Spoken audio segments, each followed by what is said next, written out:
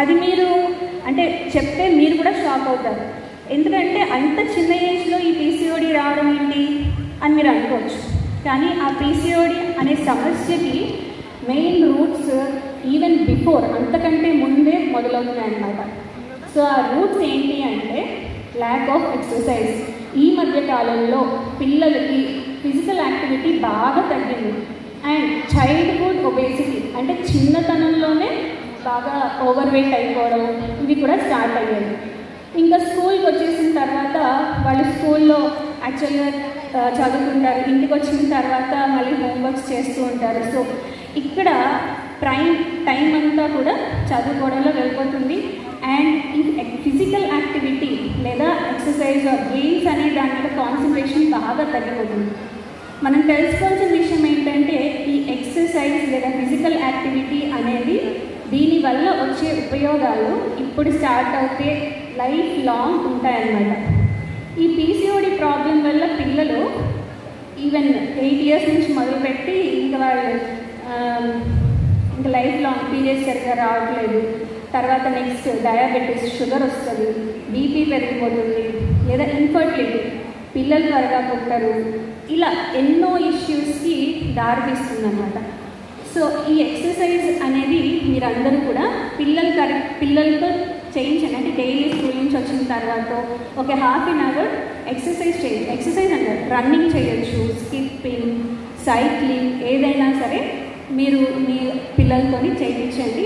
And daily చేయించాలి. Okay, so మనం ఇవన్నీ ఏవైతే మాట్లాడుతున్నామో విషయాలు, ఇవన్నీ కూడా కన్సిస్టెన్సీ అంటే ఈరోజు స్టార్ట్ చేసాం, ఒక వారం చేసాం, ఇంకా నెక్స్ట్ మానేయడం, సో అలా ఉండదు. సో మనం మెంటల్లీ బాగా ఫిక్స్ అవ్వాలన్నమాట. నేను కన్సిస్టెంట్గా ఇది చేస్తాను. సో ఇలా కన్సిస్టెంట్గా చేయడం వలన అది ఒక హ్యాబిట్ అయిపోతుంది.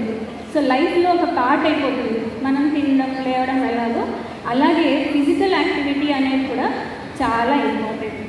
ఇంకా పిల్లల న్యూట్రిషన్కి వస్తే పిల్లల డైట్.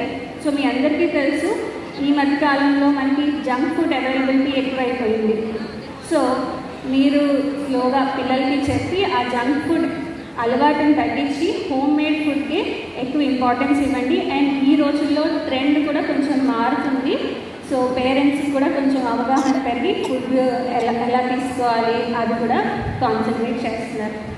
నెక్స్ట్, ఈ ఆడపిల్లలకి పీరియడ్స్ ప్రాబ్లమ్స్ ఎక్కువగా అవుతున్నాయండి, చాలా ఎక్కువగా అవుతున్నాయి. దానివల్ల వాళ్ళ ఫిజికల్ అపియరెన్స్ లైక్ యాక్నే రావడం, ఇలా ఎన్నో ఫిజికల్ ప్రాబ్లమ్స్, దానివల్ల వాళ్ళ సెల్ఫ్ కాన్ఫిడెన్స్ తగ్గడం, అండ్ దానివల్ల స్కూల్లో కానీ లేకపోతే నెక్స్ట్ కాలేజ్కి వెళ్తే అక్కడ పర్ఫార్మెన్స్ తగ్గడం కానీ ఇవన్నీ కూడా చాలా జరుగుతున్నాయి అన్నమాట.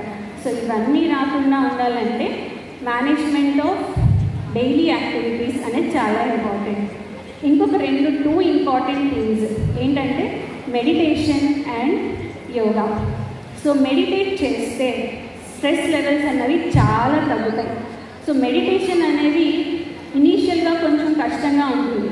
చాలా చిన్న ఏజ్లో, ఇప్పుడు మీ స్కూల్ గోయింగ్ పిల్లలకి మీరు స్లోగా మెడిటేషన్ అనేది స్టార్ట్ చేస్తే వాళ్ళకి అది బాగా అలవాటు అవుతుంది అనమాట. సో మెడిటేషన్ వల్ల స్ట్రెస్ హార్మోన్స్ అని ఉంటాయి, ఆ హార్మోన్స్ తగ్గి వాళ్ళకి కాన్సన్ట్రేషన్ బాగా పెరుగుతుంది. అండ్ స్కూల్లో కానీ టెన్షన్ అనేది తగ్గుతుంది. కొంతమంది ఎగ్జామ్స్ ముందు నిద్రపోరు, ఎగ్జామ్స్ ముందు చాలా స్ట్రెస్ తీసుకుంటుంటారు, టెన్షన్ పడిపోతారు, కళ్ళు తిరిగిపోతున్నాయి అంటారు. సో ఇవన్నీ కూడా మేనేజ్ చేసుకోవాలి అంటే కనుక మెడిటేషన్ కూడా చేస్తే వాళ్ళకి చాలా బాగుంటుందన్నమాట. సో నేనేం చెప్పాలంటే బెటర్ పేరెంటింగ్ అనేది స్టార్ట్ అయ్యేది better health of mother and child. ఇది ఫస్ట్ స్టెప్. ఓకే, సో మీ అందరూ మీ హెల్త్ గురించి డెఫినెట్గా కాన్సన్ట్రేట్ చేయాలి. మీరు హెల్తీగా ఉండి మీ పిల్లలకి హెల్త్ మెయింటెనెన్స్తో పాటు stress management, exercise and how to deal with all the problems అన్నది మీరు వాళ్ళకి గైడ్ చేస్తూనే ఉండాలి. అండ్ మీ సపోర్ట్ వాళ్ళకి లైఫ్ లాంగ్ అవసరం.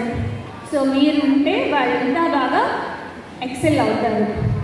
So I thank all of you for your attention and let us proceed. Thank you, management, Ladybird School, for giving me this opportunity. Thank you all for your patience.